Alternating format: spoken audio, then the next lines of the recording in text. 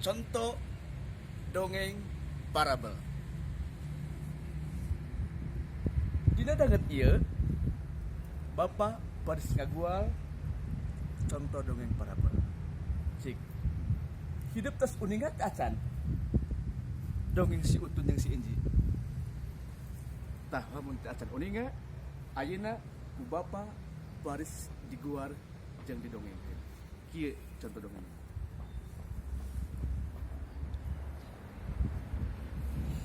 Zaman baheula aya hiji kulawarga nyaeta si Akang Utun jeung si Da Inji.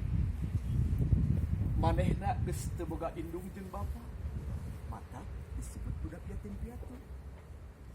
Bayangkeun ku hidup si Akang Utun kelas 4 SD, si Da Inji kelas 1 geus ditinggalkeun ku indung jeung bapana. Tapi manehanana tara ngarasula, manehanana hidup maneh. Matak harita aya sawah, kebon, balong diurus ku maranehanana. Sok sanajan leutik keneh. Ari hiji waktu teh aya tetanggana ngabejaan. Betul, Inji. Aya naon, Cek? Wah, rambutan yang buah pisitan geus arasa. Di kebon geura ala geura. Bisi ka baru kulalai. Ah, nu leres aja. Kulantaran harita si Akang Utun geus dibejaan ku tetanggana. Nya harita kabeneran poe Minggu si Akang Utun ngajak si Da Inji. Jam 4:30 geus hudang. Terus salat subuh nyang nimbal bari ngajak si Da Inji. Da Inji.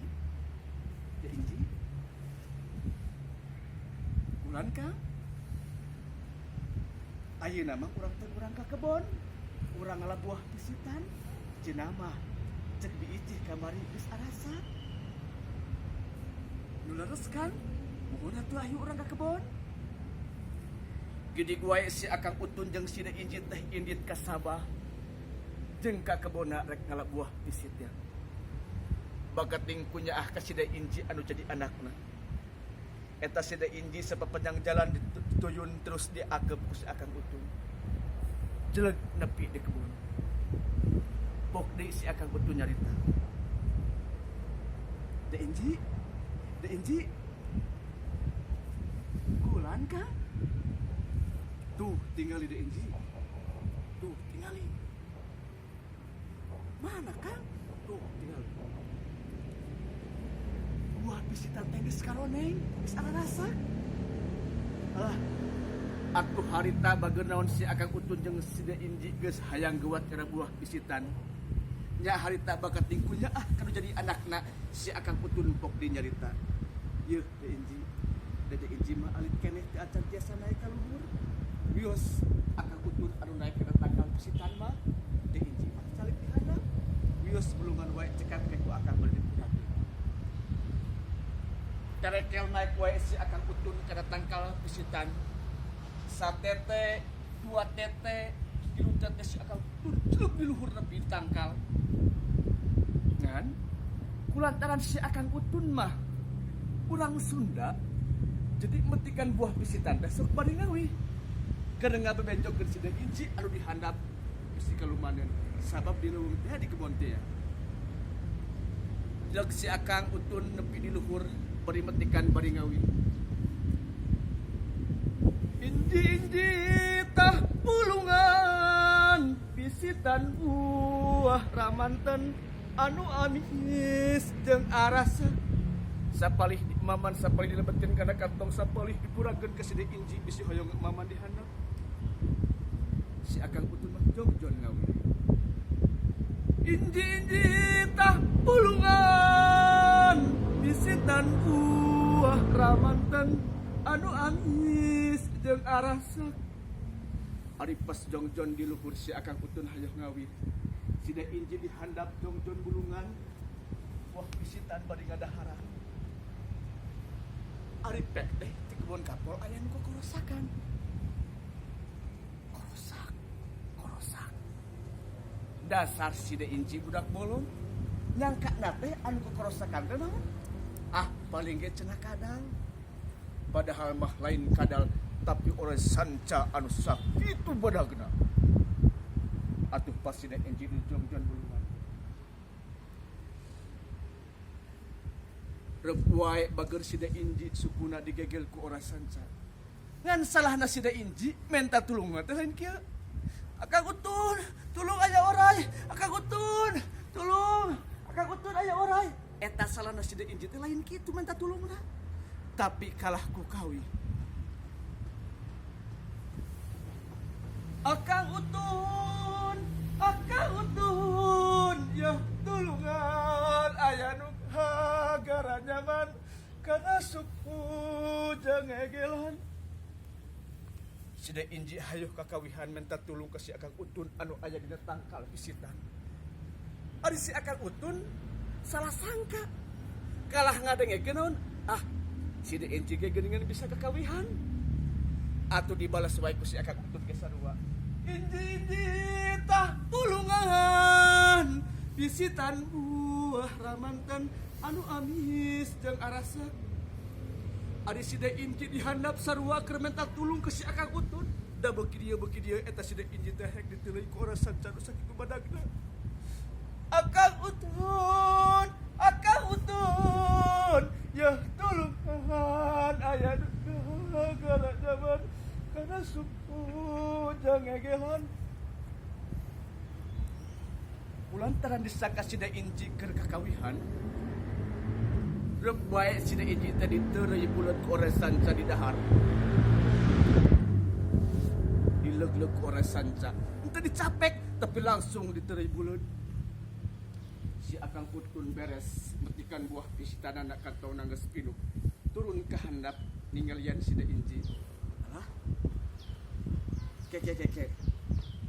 Ka mana Sida Inci teh? Aya ieu teh. Kulantaran dileuweung matak digorowokeun. Berenang cerada ke boda teh deket walungan teh ya. Isinya Sida Inci teh keur ngojay. Pok wae digorowan. De Inci.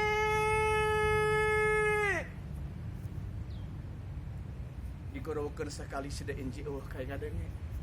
Sugana cenah aya kapal kidul. De Inci. Geus kadua kali, katilu kali sugan aya. De Inci. Teu kadengeun wae. Tungtungna kumaha si Akang Utun geus neangan ka ditu ka dieu. Cenah Gusti. Hek abdi teh geus teu gaduh hidung jeung Bapa. Ari ayeuna Sida Inji kalah aya buat teuing cenah Gusti. Sida Inji teh aya nu ngahakan buat teuing maung buat teuing ajak buat teuing orangna di kebon teh. Tungtungna Sida Inji naon lumpat ka sisi walungan. Sida Inji diuk di sisi walungan bari mikiran ka mana Sida Inji. Cenah Gusti. Pamit tiasa mah abdi teh pendakeun jeung Sida Inji. Sida Inji teh rai abdi anu dipikeun nyaahkeun hiji cina hega abdi tos teu gaduh ginung jeung Bapa. Ari pas Sida Inji keur ngadekul di sisi walungan. Pok teh aya manuk eurih di sada. Jigana mah ngabejaan. Totonden ka si Akang Utun. Keke. Asa aya sora manuk eurih di sada. Di mana nya? Eta manuk eurih teh aneh, hayeuh wae di sada. Cukre.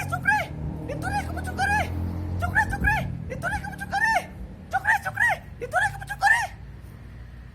Eta sora manuk ku si Akang Utun teh dilenyepan. Kunaon eta manuk di sadana cukrih diturih ku pucuk eurih. Berarti eta aya totonden. Ari pas lempang di sisi walungan balik di kebona. Di kebon kapol aya usik-usikan pas ditingali dibukakeun teh orang sanca anu sakitu badagna. Orang sanca anu geus ngahakan Sida Inji jigana mah eunggapeun. Teu wala kaya hayeuh gogoleran eta orang sanca teh. Wah, hayeuh gogoleran. Eunggapeun geus ngahakan Sida Inji. Bakat tingkung naon? Aya totonden ti sora manuk eurih. Eta orang sanca nu sakitu badagna di talian. Buntutna di talian kana tangkal, puluhna di talian kana tangkal pisitan. Terus dibeset ku eurih da harita teh moal bedog. harita maori teh jarangkung jeung badag ibeset wae eta ora sancan sakitu badagna si Akang Utun mah teu geuleuhan eta ora sancan sakitu badagna beteungna dibengaikeun bager ras dibengaikeun getihna mancawura kana bajuna kana lancingna tapi si Akang Utun teu geuleuhan langsung harita dibengaikeun di piceran aya hampru aya pejit sagarupina aya getih pas tos beres dibersihan teh geuning leres bager anaking si de inji aya naon aya dina beteung ora sanca teu walakaya si de inji lamangkot ku getih awakna berenggal di pangku ku si Akang Utun dadah teuing anak king rai Akang nu dipikanya kunaon ajan teh bet balaweung atuh si de inji di pangku ku si Akang Utun anu beri lamangkot ku getih bager ras di lapan da baketing kunyaa di amparan ku daun cau disimpan di amparan daun cau anak king ini kunaon hidup teh bet balaweung di lapan bager eta si de inji teh teu Gusti kumaha dicagapan urat tadi na teh bager naon teu usik bangetna geus pararias teu walakaya cenah Gusti buat teuing imah si de inji teh maut tapi baketing punya ka si de inji si Akang Utun teu pasrah kitu wae manehanana geuwat ngeluarkeun hihit wasiat anu sok dibawa ka mana-mana ti uyutna sabab ingeteun baheula cik pepatah uyutna ya inji Utun kade di mana kada dapat di mana kamu cibahan gunakeun ieu hihit wasiat aki terus urang teh ngadua ka Gusti Allah insyaallah sok bakal dipersihan di pituduh urang bakal dibade jalan matak sanggeus inget ka akina eta hihit wasiat dikeluarkeun tuluy ngadua Gusti angin anjeun anu bisa ngahidupkeun di ieu si de inji pamitiasa sabab Gusti damangkeun di ieu si de inji digeberkeun eta hihitna bager ku si Akang Utun bari pok ngawi gabar hihit aing kabuyutan ditinggalin di awaking digeberkeun sakali si de inji masih kena teu usik wae cenah Gusti bawa ting leres ieu masih de inji teh mah tapi naon bakat tingkunya kanu jadi adina teu pasrah gabar hihit aing kabuyutan ditinggal di awaking diusapan mastakana raraina bager terus kana awak dan baketing kunya ari pas tos lami bager naon tai mastakana si Akang Utun gecelak kana badan si de inji ku Gusti Allah dipasihan naon kasalamatan si de inji miti pananganna tiasa ngarenyet terus naon lami si de inji tiasa bental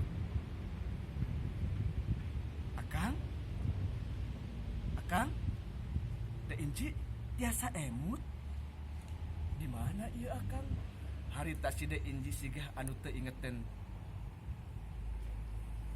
kulantaran si de inji harita geus sager si de inji enggal di pangku bagel dirangkul cenah inji anaking rai Akang hidup teh cenah bager tadi hidup teh dihakan ku ora sanca nu sakitu badagna kulantaran tadi malaweung alhamdulillah geuning tadi aya totonden ti manuk tadi hidupku Akang bisa diselamatkeun deui kade engke di mah lamun urang kaleuweung kareuma ka kebon ka mana bae kudu ati-ati ulah malaweung kulantaran bakat tingkunya si de inji bager enggal naon di pangku dicana ku si Akang Utun ka bumi